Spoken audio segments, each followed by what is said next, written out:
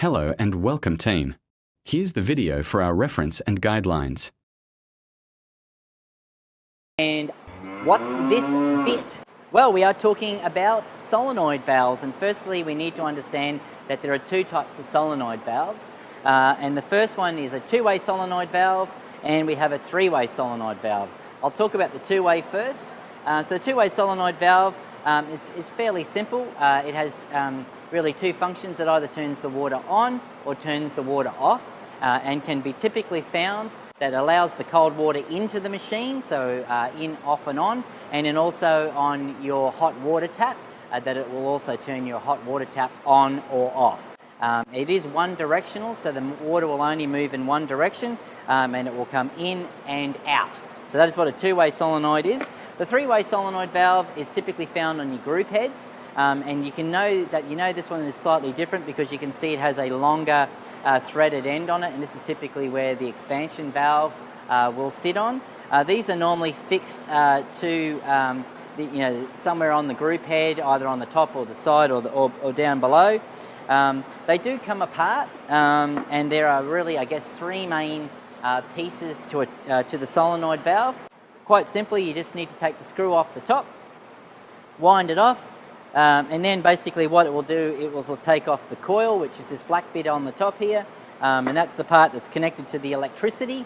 So it is very important that you turn off the power before you disconnect these. You may end up risking damaging the coil. Then you're left with basically, I guess, the mounting block, and then you've got the valve itself, or the valve stem.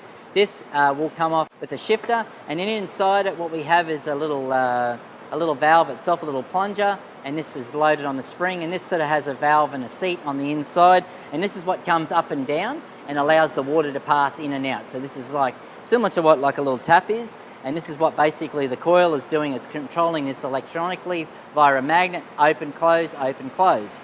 Now in terms of fault finding, it's a really simple diagnosis that if the machine, for example, doesn't turn on, the water doesn't turn on, or the water doesn't turn off, or the water may stay on, open, or it doesn't close off, then typically speaking it's the coil, and this needs to come out and be replaced. And that's quite simply done, as I said, by removing the screws, replacing the coil, screwing it back down to the valve stem, and then reconnecting the electricity to it.